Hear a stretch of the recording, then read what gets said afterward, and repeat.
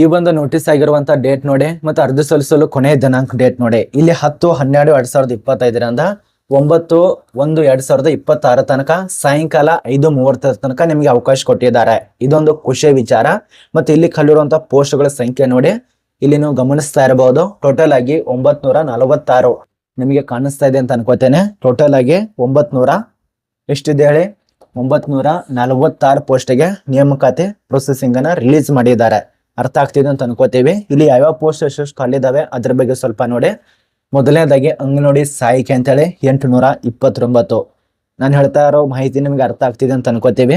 ಅಂಗನವಾಡಿ ಸಹಾಯಕ ಹುದ್ದೆಗಳು 829 ಅಂಗನವಾಡಿ ಸಹಾಯಕಿ. ಅದ ನಂತರ ಈ ಒಂದು ಅಂಗನವಾಡಿ ಮುಖ್ಯ ಅಂಗನವಾಡಿ ಕಾರ್ಯಕರ್ತೆ ಅಂತೇಳಿ ಮುಖ್ಯ ಅಂಗನವಾಡಿ ಕಾರ್ಯಕರ್ತೆ 117 ಪೋಸ್ಟು.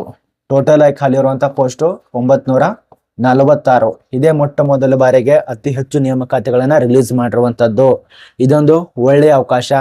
ನಿನ್ನೆ ನಡೆದಂತ ಅನುಮೋದನೆಗೆ ಸಂಬಂಧಪಟ್ಟಂತೆ ಚರ್ಚೆ ಮಾಡಿದಂತ ರೀತಿಗಳಲ್ಲಿ ಇವತ್ತು ಈ ಒಂದು ಅಧಿಸೂಚನೆ ಪ್ರಕ್ರಿಯೆನ ಹೊರಡಿಸಿದ್ದಾರೆ. ಖುಷಿ ವಿಚಾರ. ಇದೊಂದು ನಿಮಗೆ ಹೇಳೋದಕ್ಕೆ ತುಂಬಾ ಖುಷಿ ಆಗತ್ತೆ. ಯಾರ್ಯಾರು ಮಹಿಳೆಯರು ಅಂಗನವಾಡಿ ಕೇಂದ್ರಗಳಲ್ಲಿ ಕೆಲಸ ಮಾಡ್ಬೇಕಂತ ಇದಾರಲ್ಲ, ತುಂಬಾ ಖುಷಿ ವಿಚಾರ. ಎಲ್ಲೆಲ್ಲಿ ಖಾಲಿ ಇದಾವೆ, ಹೆಂಗೆಲ್ಲ ನೇಮಕಾತಿ ಮತ್ತೆ ಈ ಒಂದು ಅಧಿಸೂಚನೆ ರಿಲೀಸ್ ಮಾಡಿದಾರಲ್ಲ, ಇಲ್ಲಿ ತನಕ ನೀವು ಕೇಳಿರಬಹುದು ಯಾವುದೇ ರೀತಿಯಾಗಿ ನೋಟಿಸ್ಗಳನ್ನ ರಿಲೀಸ್ ಮಾಡ್ತಾ ಇದ್ದಿದ್ದಲ್ಲ.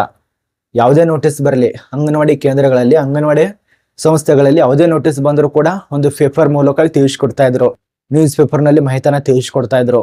ಆದ್ರೆ ಆಫೀಸಲ್ಲಿ ಇರುವಂತ ಮಹಿಳಾ ಮತ್ತು ಮಕ್ಕಳ ಕಲ್ಯಾಣ ಇಲಾಖೆಯಿಂದಾನೇ ಒಂದು ಅಧಿಸೂಚನೆ ರಿಲೀಸ್ ಮಾಡಿ ಈಗ ಪ್ರಸ್ತುತ ಇದೇ ಮೊಟ್ಟ ಮೊದಲ ಬಾರಿಗೆ ನೋಡ್ತಾ ಇರೋದು ನಾನು.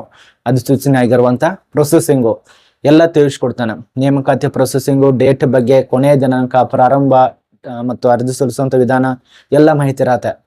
ಈ ವಿಡಿಯೋ ಕೊನೆತನಕ ನೋಡಿ. ಮತ್ತೆ ಈ ಒಂದು ಚಾನಲ್ ಅನ್ನು ಯಾರು ಸಬ್ಸ್ಕ್ರೈಬ್ ಮಾಡಿಲ್ಲ ಸಬ್ಸ್ಕ್ರೈಬ್ ಮಾಡ್ಕೊಳ್ಳಿ. ಬನ್ನಿ ಇಲ್ಲಿ ಒಂದೊಂದಾಗಿ ತಿಳಿಸ್ಕೊಡೋದಕ್ಕೆ ಪ್ರಯತ್ನ ಇರತ್ತೆ. ನೋಡಿ, ಅರ್ಜಿ ಸಲ್ಲಿಸುವಂತ ವಿಳಾಸ ಮತ್ತು ಸಂಸ್ಥೆ ನೋಡಿ. ಮೊದಲಿಗೆ ಇಲ್ಲಿ ಕರ್ನಾಟಕ ಸರ್ಕಾರದ ಲೋಗೋ ಇರತ್ತೆ. ಇಲ್ಲಿ ನೋಡಿ, ಉಪನಿರ್ದೇಶಕರ ಕಚೇರಿ ಮಹಿಳಾ ಮತ್ತು ಮಕ್ಕಳ ಕಲ್ಯಾಣ ಇಲಾಖೆ 10-12-2025 ನೋಟಿಸ್ ಆಗಿರತ್ತೆ. ವಿಷಯ ಏನಪ್ಪಾ ಅಂದ್ರೆ, ಜಿಲ್ಲೆಯಲ್ಲಿ ಖಾಲಿ ಇರುವಂತ ಅಂಗನವಾಡಿ ಕಾರ್ಯಕರ್ತೆ, ಅಂಗನವಾಡಿ ಸಹಾಯಕ ಹುದ್ದೆಗೆ ಆನ್ಲೈನ್ ಮೂಲಕ ಅಪ್ಲಿಕೇಶನ್ ಕರೆದಿದ್ದಾರೆ ನೋಡಿ. ಆಫ್ಲೈನ್ ಇರೋದಿಲ್ಲ, ಆನ್ಲೈನ್ ಅಲ್ಲಿ ಅಪ್ಲಿಕೇಶನ್ ಹಾಕ್ಬೇಕಪ್ಪ ಅಂದ್ರೆ ನೀವು ಇಲ್ಲಿ ವೆಬ್ಸೈಟ್ ಇದೆ ನೋಡಿ, ಇದೊಂದು ವೆಬ್ಸೈಟ್ ದಲ್ಲಿ ಸಲ್ಲಿಸಬೇಕು. ಈಗೆಲ್ಲ ತುಂಬಾ ಸಾರಿ ನಾನು ವೆಬ್ಸೈಟ್ ಅನ್ನ ವಿವರಣೆ ಮೂಲಕ ತಿಳಿಸ್ಕೊಟ್ಟಿದ್ದೇವೆ. ಈ ಒಂದು ವೆಬ್ಸೈಟ್ ಅನ್ನ ನೋಡ್ಕೊಳ್ಳಿ. ಅದ ನಂತರ ಹುದ್ದೆಗಳ ಬಗ್ಗೆ ಸ್ವಲ್ಪ ಚರ್ಚೆ ಮಾಡೋಣ. ಎಲ್ಲೆಲ್ಲಿ ಖಾಲಿ ಇದಾವೆ ಸ್ವಲ್ಪ ನೋಡಿ. ಇಲ್ಲಿ ಮೊದಲನೇದಾಗಿ ಯೋಜನೆ ಹೆಸರುಗಳನ್ನ ನೋಡಿ. ಚಿಕ್ಕನಾಯಕನಹಳ್ಳಿಯಲ್ಲಿ, ಈ ಒಂದು ಚಿಕ್ಕನಾಯಕನಹಳ್ಳಿಯಲ್ಲಿ ಮುಖ್ಯ ಅಂಗನವಾಡಿ ಕಾರ್ಯಕರ್ತೆ 10 ಹುದ್ದೆಗಳು. ಈ ಒಂದು ಅಂಗನವಾಡಿ ಸಹಾಯಕಿ 61 ಪೋಸ್ಟು. ಟೋಟಲ್ ಆಗಿ 71 ಪೋಸ್ಟು ಈ ಒಂದು ಚಿಕ್ಕನಾಯಕನಹಳ್ಳಿಯಲ್ಲಿ ಖಾಲಿ ಇರತ್ತೆ. ಇನ್ನು ಗುಬ್ಬಿದಲ್ಲಿ ಖಾಲಿ ಇರುವಂತ ಪೋಸ್ಟು 10 ಇರತ್ತೆ. ಇದು ಅಂಗನವಾಡಿ ಸಹಾಯಕಿ 118, 128 ಟೋಟಲ್ ಆಗಿ. ಇನ್ನು ಕೊರಗಟ್ಟಿಗೇರಿ 12 ಪೋಸ್ಟು, ಅಂಗನವಾಡಿ ಸಹಾಯಕ ಹುದ್ದೆಗಳು 89, ಟೋಟಲ್ ಆಗಿ 101 ಪೋಸ್ಟು. ಇನ್ನು ಕುನಿಕಲ್ ಅಂತೇಳಿ 8 ಪೋಸ್ಟ್ ಇರತ್ತೆ, ಸಹಾಯಕ ಹುದ್ದೆಗಳು 68, ಟೋಟಲ್ ಆಗಿ 76. ಇನ್ನು ಮಧುಗಿರಿಯಲ್ಲಿ 12 ಪೋಸ್ಟು, ಕಾರ್ಯಕರ್ತೆ 29, ಸಹಾಯಕಿ 91 ಟೋಟಲ್ ಆಗಿ. ಇನ್ನು ಪಾವಗಡ ಅಂತೇಳಿ 7 ಪೋಸ್ಟು, ಸಹಾಯಕಿ 61, 58 ಟೋಟಲ್ ಆಗಿ. ಇನ್ನು ಸೀರಾದಲ್ಲಿ 26 ಪೋಸ್ಟ್ ಇರತ್ತೆ, ನಿಮ್ಗೆ ಯಾವುದೇ ರೀತಿಯಾಗಿ ಗೊಳ್ಳಲ್ಲ. ಅದ ನಂತರ ಸಹಾಯಕ ಹುದ್ದೆಗಳು 103, ಟೋಟಲ್ ಆಗಿ 29. ಇನ್ನು ತಿಪಟೂರದಲ್ಲಿ 10 ಖಾಲಿ ಇರತ್ತೆ ಕಾರ್ಯಕರ್ತೆ. ಅದರ ಬಳಿಕ 54 ಪೋಸ್ಟು, ಸಹಾಯಕಿ 64 ಟೋಟಲ್ ಆಗಿ. ಅದ ನಂತರ ತುಮಕೂರು ಗ್ರಾಮಾಂತರದಲ್ಲಿ 12 ಪೋಸ್ಟು, ಅಂಗನವಾಡಿ ಸಹಾಯಕಿ 109, 121 ಟೋಟಲ್ ಆಗಿ. ಇನ್ನು ತುಮಕೂರು ನಗರದಲ್ಲಿ ಕಾರ್ಯಕರ್ತೆ 5 ಪೋಸ್ಟು, ಸಹಾಯಕಿ 22, ಟೋಟಲ್ ಆಗಿ 22. ಇನ್ನು ತುಮಕೇರೆದಲ್ಲಿ ತಿರುವೇಕೆರೆದಲ್ಲಿ 5 ಪೋಸ್ಟ್ ಇರತ್ತೆ, ಕಾರ್ಯಕರ್ತೆ, ಸಹಾಯಕಿ 75, ಟೋಟಲ್ ಆಗಿ 80. ಈ ರೀತಿಯಾಗಿ ಈ ಒಂದು ವಿಭಾಗಗಳಲ್ಲಿ, ತಾಲೂಕುಗಳಲ್ಲಿ, ಜಿಲ್ಲೆಗಳಲ್ಲಿ ಅರ್ಜಿ ಕರೆದಿದ್ದಾರೆ. ಇದು ನಿಮಗೆ ಸಂಪೂರ್ಣ ಮಾಹಿತಿ ಅರ್ಥ ಆಯ್ತು. ಇನ್ನು ಇದಕ್ಕೆ ಸೂಚನೆಗಳು, ನಿಯಮಗಳು ಕೊಟ್ಟಿದ್ದಾರೆ. ಇದ್ರ ಬಗ್ಗೆ ಸ್ವಲ್ಪ ನೋಡೋಕ್ಕಿಂತ ಮುಂಚಿತವಾಗಿ ಇದಕ್ಕೆ ವಯೋಮಿತಿ ಬಗ್ಗೆ ನೋಡಿ. ಕನಿಷ್ಠ ನಿಮಗೆ ಮಾನದಂಡಗಳ ಪ್ರಕಾರ 10 ವರ್ಷ ಸರಿಲಿಕ್ಕೆ ಇರತ್ತೆ. ಬಟ್ ಗರಿಷ್ಠ ವಯೋಮಿತಿ 35 ವರ್ಷ. 18ರಿಂದ 35 ವರ್ಷ ಆಗಿರಬೇಕು. ಇಲ್ಲಿ ವಿಕಲಚೇತನದವರಿಗೆ 10 ವರ್ಷ ತನಕ ವಯೋಮಿತಿಯಲ್ಲಿ ಸಡಿಲಿಕೆ ಇರತ್ತೆ, ಅದು ಕೊಟ್ಟಿದ್ದಾರೆ. ಇನ್ನು ವಿದ್ಯಾರ್ಹತೆ ಅಂಗನವಾಡಿ ಕಾರ್ಯಕರ್ತೆ ಹುದ್ದೆಗಳಿಗೆ ಕನಿಷ್ಠವಾಗಿ PUC ತೆರೆಗಡೆ ಹೊಂದಿರಬೇಕು. ಅದೇ ಅಂಗನವಾಡಿ ಕಾರ್ಯಕರ್ತೆ ಹುದ್ದೆಗಳಿಗೆ SSLC ತೆರೆಗಡೆ ಹೊಂದಿರಬೇಕು. ಎರಡು ಒಂದೇ ಅಲ್ಲ ಇದು. ಅಂಗನವಾಡಿ ಕಾರ್ಯಕರ್ತೆ ಹುದ್ದೆಗಳಿಗೆ PUC, ಅಂಗನವಾಡಿ ಕಾರ್ಯಕರ್ತೆ ಹುದ್ದೆಗೆ SSLC, ಭಾಷೆಯಲ್ಲಿ ಪ್ರಥಮ ದ್ವಿತೀಯ ಭಾಷೆ ಓದಿರಬೇಕಾಗತ್ತೆ. ಅದ ನಂತರ ಅಂಗನವಾಡಿ ಕಾರ್ಯಕರ್ತೆ ನೇಮಕಾತಿಗೆ ಸಂಬಂಧಿಸಿದಂತೆ ಸರ್ಕಾರ ಅಧಿಕೃತವಾಗಿ DS, ERT ಅಥವಾ ECCE ಅಥವಾ NTT diploma course, JOC course, NTT ಹಾಗೂ ಸೈನ್ಸ್ ಸರ್ಟಿಫಿಕೇಟ್ ಕೋರ್ಸು 1 ವರ್ಷದ ನರ್ಸಿಂಗ್ ಪೂರ್ವ ಪ್ರಾಥಮಿಕ ತರಬೇತಿ ಪಡೆದು ಪ್ರಮಾಣ ಪತ್ರ ಹೊಂದಿರೋರಿಗೆ ಮೊದಲು ಆದ್ಯತೆ ನೀಡಲಾಗುವುದು. ಅಂದ್ರೆ ಹೆಚ್ಚು ಆದ್ಯತೆ ಕೊಡ್ತಾರೆ. ಅಂಗನವಾಡಿ ಸಹಾಯಕ ಹುದ್ದೆಗೆ SSLC ಆಗಿರ್ಬೇಕು, ಕಾರ್ಯಕರ್ತೆಗೆ ದ್ವಿತೀಯ PUC ಆಗಿರ್ಬೇಕು. ಅವ್ರು ತಿಳಿಸ್ಕೊಟ್ಟಿರುವಂತ ಮಾಹಿತಿ. ಇನ್ನು ಅಭ್ಯರ್ಥಿ ಅಂಗನವಾಡಿ ಸಹಾಯಕ ಹುದ್ದೆಗೆ ಕನಿಷ್ಠ ವಿದ್ಯಾರ್ಹತೆ SSLC, ಅದಕ್ಕೆ 2 ಪಾಸ್ ಆದವ್ರು ಅಪ್ಲಿಕೇಶನ್ ಹಾಕಿ, ಇದಕ್ಕೆ 1 ಪಾಸ್ ಆದವ್ರು ಅಪ್ಲಿಕೇಶನ್ ಹಾಕಿ. ಮತ್ತೆ ಇನ್ನೊಂದು ಕೊಟ್ಟಿದ್ದಾರೆ ನೋಡಿ, ಕರ್ನಾಟಕ ರಾಜ್ಯ ಪ್ರೌಢಶಾಲಾ ಮಂಡಳಿ ನಡೆಸುವ ಮುಕ್ತ ಶಾಲೆ ವಿದ್ಯಾಲಯದಲ್ಲಿ SSLC ತೆರೆಗಡೆ ಹೊಂದಿದ ಅಭ್ಯರ್ಥಿಗಳು ಪ್ರಥಮ ದ್ವಿತೀಯ ಭಾಷೆಯನ್ನು ಕನ್ನಡ ಹಾಗೂ ಸಾಮಾನ್ಯ ಗಣಿತ, ಸಮಾಜಶಾಸ್ತ್ರ, ಸಮಾಜ ವಿಜ್ಞಾನ ವಿಷಯಗಳನ್ನ ಕಡ್ಡಾಯವಾಗಿ ವ್ಯಾಸಂಗ ಮಾಡಿದ್ದು, ಪ್ರಮಾಣ ಪತ್ರ ಅಂಕ ಪಟ್ಟಿಯಲ್ಲಿ ಗರಿಷ್ಠ 625ಕ್ಕೆ ಕನಿಷ್ಠ 219 ಅಂಕಗಳನ್ನ ಹೊಂದಿದ್ದಲ್ಲಿ ಅಂತ ಅಭ್ಯರ್ಥಿಗಳಿಗೆ ಪರಿಗಣಿಸಲಾಗುವುದು. ಬೇರೆ ರಾಜ್ಯದಲ್ಲಿ ಹೊಂದಿದ್ದಲ್ಲಿ ಅಂತ ಅಭ್ಯರ್ಥಿಗಳನ್ನ ಪರಿಗಣಿಸಲಾಗುವುದು. ಇದು ಬೇರೆ ರಾಜ್ಯಕ್ಕೆ ಸಂಬಂಧಪಟ್ಟಂತೆ ಬೇರೆ ರಾಜ್ಯದಲ್ಲಿ ವಾಸಂಗ ಮಾಡಿದ್ದು ಕರ್ನಾಟಕ ಕನ್ನಡ ಪ್ರಥಮ ದ್ವಿತೀಯ ಭಾಷೆಯನ್ನಾಗಿ ಅಭ್ಯಾಸ ಮಾಡಿದ್ದರೂ SSLCಯಲ್ಲಿ ಪರೀಕ್ಷೆಗೆ ಆ ರಾಜ್ಯದಲ್ಲಿ ನಿಗದಿಪಡಿಸಿದ ಗರಿಷ್ಠ ಅಂಕದಲ್ಲಿ ವ್ಯತ್ಯಾಸವಿದ್ದಲ್ಲಿ ಕರ್ನಾಟಕದಲ್ಲಿ ವಾಸಂಗ ಮಾಡಿದ ಅಭ್ಯರ್ಥಿಗಳನ್ನ ಮಾತ್ರ ಪರಿಗಣಿಸಲಾಗುವುದು. ಅವ್ರು ತಿಳಿಸ್ಕೊಟ್ಟಿರೋಂಥ ಮಾಹಿತಿ ಏನಪ್ಪಾ ಅಂದ್ರೆ, ಈಗ ನಮ್ಮ ಕರ್ನಾಟಕದವರೇ ಬೇರೆ ಒಂದು ರಾಜ್ಯದಲ್ಲಿ ಹೋಗಿ ಶಾಲೆಗಳನ್ನ ಓದ್ತಾ ಇರ್ತಾರೆ, ವಾಸಂಗ ಮಾಡ್ತಾ ಇರ್ತಾರೆ. ಅಲ್ಲಿ ನಮ್ಮ ಒಂದು ಕರ್ನಾಟಕ ರಾಜ್ಯದಲ್ಲಿ ಅರ್ಜಿ ಸಲ್ಲಿಸುವಂತ ಅಂಕಗಳಿಗಿಂತ ಜಾಸ್ತಿ ಅಂಕಗಳನ್ನ ಪಡೆದಿತ್ತಂದ್ರೆ ಕನ್ನಡ ಭಾಷೆ ಅವ್ರು ತಿಳಿಸ್ಕೊಟ್ಟಿರುವಂತ ಮಾಹಿತಿಗಳ ಪ್ರಕಾರ ಜಾಸ್ತಿ ಅಂಕಗಳನ್ನ ಪಡೆದಿದ್ರೆ ಅವರನ್ನ ಆಯ್ಕೆ ಮಾಡ್ತಾರೆ, ಅಥವಾ ಇದಕ್ಕಿಂತ ಕಡಿಮೆ ಅಂಕಗಳನ್ನ ಅವ್ರೇನಾರು ತಗೊಂಡ್ರೆ ನಿಮ್ಮನ್ನ ಆಯ್ಕೆ ಮಾಡ್ತಾರೆ, ಕರ್ನಾಟಕದವರನ್ನ. ಈ ರೀತಿ ಕೊಟ್ಟಿದ್ದಾರೆ ಅವರು. ಅದ ನಂತರ ಇನ್ನೂ ರೂಲ್ಸ್ ರೆಗ್ಯುಲೇಷನ್ ಇದಾವೆ.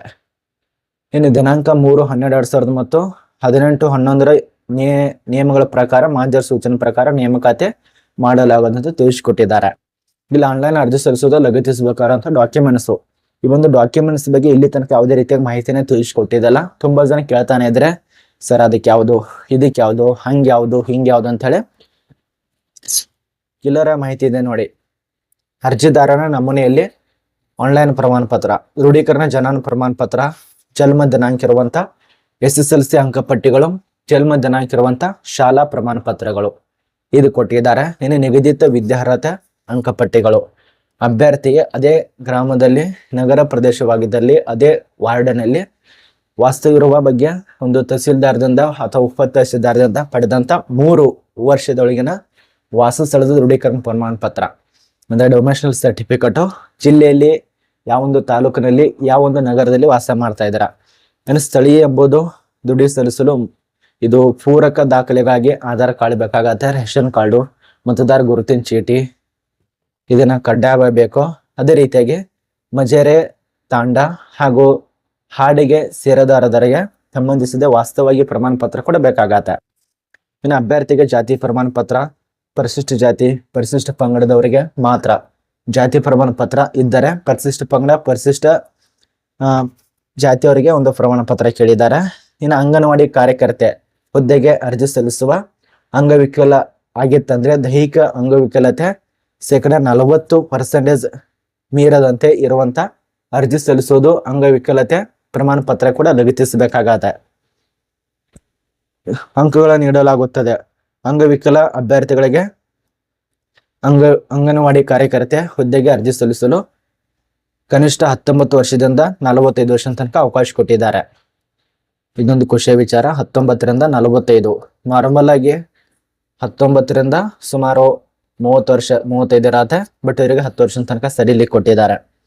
ಇನ್ನು 8ನೇ ಪಾಯಿಂಟು, ಅಭ್ಯರ್ಥಿಯು ವಿಚ್ಛೇದಿತರಾದರಲ್ಲಿ ವಿಚ್ಛೇದನ ಪ್ರಮಾಣ ಪತ್ರ ಕೂಡ ಬೇಕಾಗತ್ತೆ, ನ್ಯಾಯಾಲಯದಿಂದ ಪಡೆದಿರ್ಬೇಕಾಗತ್ತೆ ಆ ಒಂದು ಪ್ರಮಾಣ ಪತ್ರ, ಅಂದ್ರೆ ಮಹಿಳೆಯರಿಗೆ ಹೇಳ್ತಾ ಇರೋದವರು. ಅದ ನಂತರ 9ನೇ ಪಾಯಿಂಟ್, ಕರ್ನಾಟಕ ರಾಜ್ಯ ಮಹಿಳಾ ಅಭಿವೃದ್ಧಿ ನಿಗಮದಲ್ಲಿ ವತಿಯಿಂದ ನಡೆಸಲ್ಪಟ್ಟ ಮಾಜಿ ದೇವದಾಸಿಯರೇನಾದ್ರೂ ನೀವು ಹೊಂದಿತ್ತಂದ್ರೆ ಅದರದ್ದು ಪ್ರಮಾಣ ಪತ್ರ ಬೇಕಾಗತ್ತೆ. ಅಭ್ಯರ್ಥಿ ಇಲಾಖೆ ಸುಧಾರಣಾ ಸಂಸ್ಥೆ ರಾಜ್ಯ ಮಹಿಳಾ ನಿಲಯ ನಿವಾಸದಲ್ಲಿ ಕನಿಷ್ಠ 3 ವರ್ಷ ಪಡೆದ ನಿವಾಸಿ ಪ್ರಮಾಣ ಪತ್ರ ಬೇಕಾಗತ್ತೆ. ಅದ ನಂತರ ಅಭ್ಯರ್ಥಿ ಯೋಜನಾ ನಿರಾಶ್ರಿತರ ಹೊಂದಿತ್ತಂದ್ರೆ ತಹಸೀಲ್ದಾರ್ ಪಡೆದಂತ ಪ್ರಮಾಣ ಪತ್ರ ಬೇಕು. ಅಭ್ಯರ್ಥಿಯು ಅರ್ಜಿಗಳು ಸಲ್ಲಿಸುವಾಗ ತಂತ್ರಾಂಶದಲ್ಲಿ ಅಳವಡಿಸಿರುವ ಅರ್ಜಿ ಸಲ್ಲಿಸಿ ಮಾರ್ಗಸೂಚನೆಗಳನ್ನ ಡೌನ್ಲೋಡ್ ಮಾಡಿಕೊಂಡು ಓದಿ ಅರ್ಥ ಮಾಡಿಕೊಂಡು ಅಪ್ಲಿಕೇಶನ್ ಹಾಕಿ. ಅದ ನಂತರ ಅಂಗನವಾಡಿ ಕಾರ್ಯಕರ್ತೆ ಸಹಾಯಕಿ ಹುದ್ದೆಗಳಿಗೆ ವಿಧವೆಯರೇನಾದ್ರೂ ಅರ್ಜಿ ಸಲ್ಲಿಸಿದ್ರೆ, ಆಸಿಡ್ ದಾಳಿಗೆ ಒಳಗಾದವರು ಅರ್ಜಿ ಸಲ್ಲಿಸಿದ್ರೆ ಇಲಾಖೆ ಸಂಸ್ಥೆಗಳಿಂದ ನಿಮ್ಮದೇ ಆಗಿರುವ ಒಂದು ಪ್ರಮಾಣ ಪತ್ರ ಕೂಡ ಬೇಕಾಗತ್ತೆ. ಇನ್ನು ವಿಧವೆಯಲ್ಲಿ ಆತ್ಮಹತ್ಯೆ ಮಾಡಿಕೊಂಡ ರೈತರ ಪತ್ನಿಗೆ ವಿಧವೆಗೆ ಪ್ರಥಮ ಆದ್ಯತೆ ನೀಡಲಾಗುತ್ತದ್ದು. ಈ ಬಗ್ಗೆ ಸಂಕ್ಷೇಮ ಪ್ರಾಧಿಕಾರದಿಂದ ಪಡೆದಂತ ಪ್ರಮಾಣ ಪತ್ರ ಬೇಕಾಗತ್ತೆ.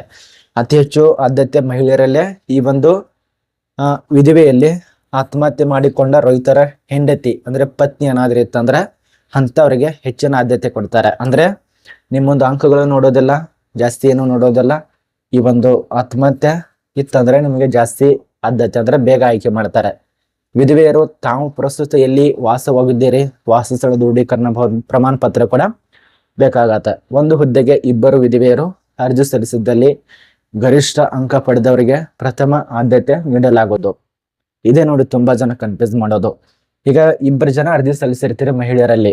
ಈಗ ಒಬ್ಬರದು ಉದಾಹರಣೆಗೆ 70% ಇದೆ ಅಂತ ಅನ್ಕೊಳ್ಳಿ, ಮತ್ತೆ ಬೇರೆದವ್ರದ್ದು 70% ಇದೆ, ಇಬ್ಬರದು ಸೇಮ್ ಆಗತ್ತೆ, ಇಲ್ಲಿ ಲೆಕ್ಕಾಚಾರ ಮಾಡ್ತಾರೆ.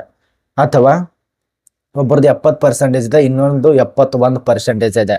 ಇದರಲ್ಲಿ ಯಾರ್ದು ಆಯ್ಕೆ ಮಾಡಬೇಕು? ಅತಿ ಹೆಚ್ಚು ಅಂಕಗಳನ್ನ ಯಾರು ಗಳಿಸಿದಾರಲ್ಲ ಅವರನ್ನ ಆಯ್ಕೆ ಮಾಡ್ತಾರೆ. ಇದನ್ನ ತಲೆಯಲ್ಲಿಟ್ಟುಕೊಳ್ಳಿ. ಇದು 16 ಸೂಚನೆಗಳು ನಿಮಗೆ ಅನುಭವ ಆಗತ್ತೆ. ಇದು ನಿಮ್ಗೆ ಅರ್ಥ ಆಗಿದೆ ಅಂತ ಅನ್ಕೋತೀವಿ. ಮತ್ತೆ ಇದು ಎಲ್ಲಿ ಖಾಲಿ ಇದೆಯಪ್ಪ ಅಂದ್ರೆ ನಮ್ಮೊಂದು ಕರ್ನಾಟಕ ರಾಜ್ಯದ ತುಮಕೂರು ಜಿಲ್ಲೆಯಲ್ಲಿ 946 ಪೋಸ್ಟ್ ನೇಮಕಾತಿ ಆಗ್ತಾ ಇದೆ. ಇದರ ಬಗ್ಗೆ ನಾನು ಎಲ್ಲ ಮಾಹಿತಿ ತಿಳಿಸ್ಕೊಟ್ಟಿದ್ದೇನೆ. ಈಗ ಯಾವುದು ಕೂಡ ಮಿಸ್ ಮಾಡಿಲ್ಲ. ಇದಕ್ಕೆ ಪರೀಕ್ಷೆ ಅಂತ ಇರೋದಿಲ್ಲ, ಪರೀಕ್ಷೆ ಇಲ್ಲದೆ ನೇಮಕಾತಿ. ಮೇಲ್ವಿಚಾರಕ ಹುದ್ದೆಗೆ ಪರೀಕ್ಷೆ ಇರತ್ತೆ. ಇಲ್ಲಿ ಖುಷಿ ವಿಚಾರ ಏನಂದ್ರೆ ನಿಮಗೆ ಇದೇನು ಅರ್ಜಿ ಸಲ್ಲಿಸಿ ಆಯ್ಕೆ ಆಗ್ತೀರಾ, ಕೆಲಸ ಮಾಡ್ತೀರಾ, ಕೆಲಸ ಮಾಡಿ ಒಂದು 5 ವರ್ಷನೋ 10 ವರ್ಷನೋ ಆತಂದ್ರೆ ನಿಮಗೆ ಒಂದು ಪರೀಕ್ಷೆ ಸಿಗತ್ತೆ. ಸ್ಪರ್ಧಾತ್ಮಕ ಪರೀಕ್ಷೆನ ಬರೆದ್ರೆ ಮೇಲ್ವಿಚಾರಕ್ಕೆ ಅಂತ ಒಂದು ಪರೀಕ್ಷೆ ಇರತ್ತೆ. ಆ ಒಂದು ಪರೀಕ್ಷೆ ಬರೆದ್ರೆ ನಿಮಗೆ ನೆಕ್ಸ್ಟ್ ಮೇಲ್ವಿಚಾರಕ್ಕಾಗಿ ಪ್ರಮೋಷನ್ ಸಿಗತ್ತೆ. ಇದೊಂದು ಒಳ್ಳೆ ಅವಕಾಶ ಅಂಗನವಾಡಿ ಸಹಾಯಕರಿಗೆ ಮತ್ತು ಅಂಗನವಾಡಿ ಕಾರ್ಯಕರ್ತೆಯರಿಗೆ. ಸಹಾಯಕರಿಗೆಲ್ಲ ಅಂಗನವಾಡಿ ಕಾರ್ಯಕರ್ತೆಯರಿಗೆ ಇದು ಅನುಕೂಲ ಆಗತ್ತೆ, ನೀವು ಪಡ್ಕೋಬಹುದು ಮುಂದುಗಡೆ. ಈಗ ಪ್ರಸ್ತುತ ಕರ್ನಾಟಕದಲ್ಲಿ 555 ಪೋಸ್ಟ್ ಇದಾವೆ ಮೇಲ್ವಿಚಾರಕದು. ಅದ್ರ ಬಗ್ಗೆ ನಾನು ಸೆಪರೇಟ್ ಆಗಿ ವಿಡಿಯೋ ಮಾಡಿ ತಿಳಿಸ್ಕೊಟ್ಟಿದ್ದೇನೆ. ಚಾನಲ್ ಅಲ್ಲಿದೆ, ಚೆಕ್ ಮಾಡ್ಕೊಳ್ಳಿ.